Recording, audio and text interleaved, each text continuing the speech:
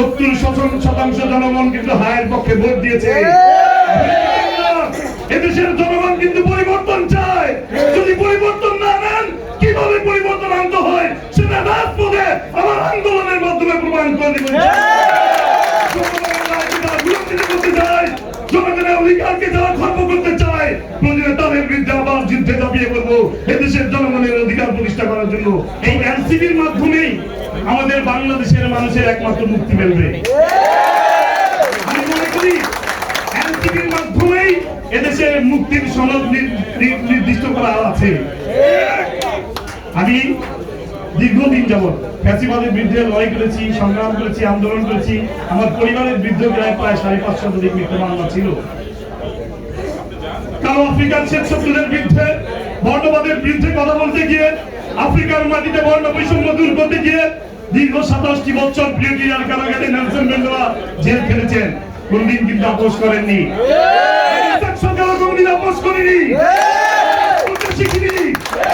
আমি যে দলের সাথে সম্পৃক্ত ছিলাম, আমি আজকে দেখতে পাচ্ছি সেই দল তার গণতান্ত্রিক ধারা এখনো নেই। গণতন্ত্র থেকে সরে গিয়েছে। হয়তো তারা ভুলে গিয়েছে 1400 ছাত্র গণঅভ্যুত্থানে 1400 শহীদের রক্তের সাথে বিশ্বাসঘাতকতা করে এই দেশে কেউ টিকে থাকতে পারবে না। জনতা কিন্তু জাগ্রত হয়ে গিয়েছে।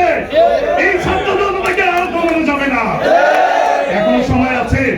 আমি বলবো আপনারা ফিরে আসুন গণতান্ত্রিক ধারায়। হাদি ভাইকে হত্যা করা হয়েছে। হাদি ভাইয়ের এখনো দুষ্কৃতিকারী হত্যাকারীদেরকে আমরা দেখতে পেলাম না। এই সরকার গ্রেফতার করেছে। সরকারও কিন্তু গ্রেফতার করেনি। কিসের জন্য করেনি? কারা এটার সাথে জড়িত? আমি আবার দেখতে পাচ্ছি সেই পূর্বের ঘনঘটা বাংলার কাছে আবার চীন শকুনের আনাগোনা, আবার তাবেদারি ভারতে আধিপত্যবাদীদের বিরুদ্ধে আমাদেরকে আবার হচ্ছে মাঠে আনতে হবে।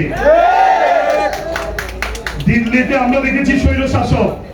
আমি শাসনামলী কারাগারে ছিলাম। বিএনপি বলেন, বিএনপি করেছি, তারপরে আমরা জেলে ছিলাম একসময়। আওয়ামী লীগের শাসনামলে ছিলাম। আমি সব শাসনামলে দেখেছি। স্বৈর শাসক আমরা দেখেছি, স্বৈর শাসক সহ্য হয়েছে। কিন্তু দিল্লির লোকেরা কোন নেতা যদি বাংলাদেশের মাটিতে শাসন করতে চায়, সেই নেতার শাসন এদেশের জনগণ কোনদিন মেনে নেবে না। দিল্লি আমাদের উপর ভর করেছে।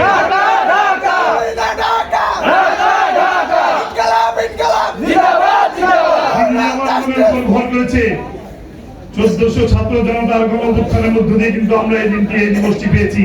আজকে কথা বলার অধিকার পেয়েছি। আমরা যদি দেখি বর্তমান শাসক গোষ্ঠী আবার সেই একই কায়দায়, একইভাবে সেই ফ্যাসিবাদের ভূমিকা অবতীর্ণ হয়, তবে আমরা ইনশাআল্লাহ আবার রাজপথে নেমে আসবো। আপনাদের পতন ঘটানোর জন্য আমরা বেশি সময় নেব না, কিন্তু ইনশাআল্লাহ কাজে আহ্বান করবো আপনারাও গণতান্ত্রিক অধিকার ফিরিয়ে দেন। কথা বলার অধিকার ফিরিয়ে দিতে হবে। জনগণের মৌলিক অধিকার, মানব অধিকার ফিরিয়ে দিতে হবে। নতুবা কিন্তু আমরা আবার রাজপথে নেমে আসতে বাধ্য হবো। আমার পরিবারের অত্যাচার করা হয়েছে, জুলুম করা হয়েছে। আমি কোন দলের প্রতি আমার বিনতা সুলভ আচরণ নয়। আমার কারোর প্রতি কোনো দুঃখ, রাগ, ক্ষোভ, অভিমান নেই। আমি এই এনসিপির মাধ্যমে আমি বুঝতে পেরেছি, বুঝতে সক্ষম হয়েছি, এই এনসিপির মাধ্যমে এই দেশের জনগণ একমাত্র নিরাপত্তা থাকবে। এদেশের মানুষের গণতান্ত্রিক অধিকার প্রতিষ্ঠা হবে এই এনসিপির মাধ্যমে। আমি এই সমস্ত নেতৃবৃন্দ যারা এই মঞ্চে বসে আছেন, আমি তাদেরকে সেলুট জানাই, লাল সালাম জানাই। তাদের মাধ্যমে আজকে আমি পূর্ণভাবে গণতান্ত্রিক অধিকার ফিরে পেয়েছি। আজকে যদি ফ্যাসিবাদী কায়েম থাকতো, শেখ হাসিনা যদি পালিয়ে যেত, না যেত, তাহলে হয় আমাদেরকে জেলে পড়তে হতো, অথবা ফাঁসির কাছে দণ্ডিত হয়ে আমাদেরকে ফাঁসির মঞ্চে ঝুলতে হতো। আমি এই এনসিপির কারণে কিন্তু আজকে আমি পূর্ণ স্বাধীনতা পেয়েছি। এদেশের জনগণ, আমি মনে করি এখনো সারা দেশের আপামর জনগণ তাকিয়ে আছে এনসিপির দিকে। এনসিপি রাস্তায় নেমে আসবে, জনগণের অধিকার ফিরে পাবে।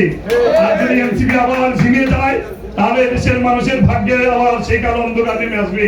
তাই আমি প্রত্যেকটা নেতা কর্মীদেরকে আহ্বান করবো, দীপ্ত চেতনা উজ্জীবিত হয়ে আগ্রাসী অপসংস্কৃতি প্রতিরোধ এবং বিপন্ন বাংলাদেশের স্বাধীনতা সার্বভৌমত্ব রক্ষা করতে হলে আবার আমাদেরকে রাজপথে ঝাঁপিয়ে পড়তে হবে। আমার জন্য দোয়া করবেন। আমি সারা জীবন সততার সাথে রাজনীতি করেছি।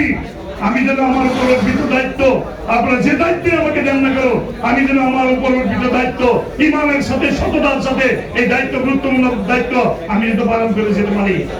এই দায়িত্ব পালন করতে গিয়ে যদি আমাকে জীবন বিসর্জন দিতে হয়, তবু আমি ইসহাক সরকার জীবন বিসর্জন দেওয়ার জন্য প্রস্তুত থাকবো। আমি আছি ইনশাআল্লাহ। আমি সকল নেতৃবৃন্দকে আমার ভুল ত্রুটি থাকতে পারবে, আমি কিন্তু ভালো একটা বক্তা নই, আমি একজন বিপ্লবী মানুষের আগেও বলেছি, আপনি আমার বক্তব্যের ভুল ত্রুটি থাকলে ক্ষমা সুন্দর দৃষ্টিতে অবশ্যই দেখবেন। এই আশা প্রত্যাশা ব্যক্ত করে আমাকে বক্তব্য দেওয়ার সুযোগ করে দেওয়ার জন্য সবাইকে ধন্যবাদ জানিয়ে আমি আমার বক্তব্য শেষ করছি এবং